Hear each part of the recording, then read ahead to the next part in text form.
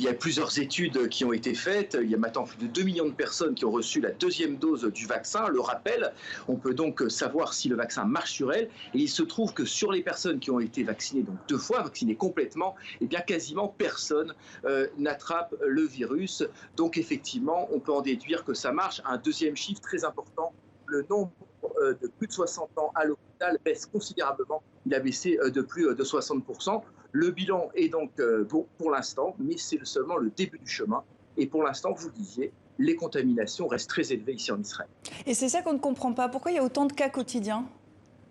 Alors, il y a plusieurs facteurs. D'abord, il y a ce variant britannique qui fait des ravages. Ici, les frontières sont restées ouvertes durant de longues semaines, notamment cette fameuse ligne Tel Aviv-Dubaï, dont on dit qu'elle a fait beaucoup de mal. Vous savez qu'un accord de paix a été signé très récemment entre les deux pays. Désormais, l'aéroport a été fermé, mais le variant fait des ravages, notamment chez les moins de 50 ans. Il y a également des populations qui, en Israël, suivent peu ou mal les mesures de confinement. Ce sont les orthodoxes, les juifs donc religieux, et également les arabes. Et ces deux populations enregistrent à elles seules plus de la moitié des contaminations.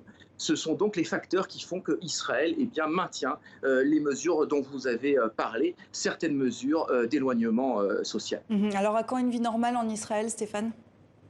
C'est la grande question. Je peux vous dire que dès aujourd'hui, on respire un petit peu, puisque effectivement, on peut se déplacer beaucoup plus librement. Mais tous les scientifiques sont unanimes. Il faut conserver le masque encore de longs mois. Il faut continuer à garder les distances, à limiter les rassemblements. L'ouverture de l'économie sera extrêmement progressive. Une bonne nouvelle néanmoins pour les skieurs. La station de ski du Hermon sur le plateau du Golan devrait ouvrir très prochainement.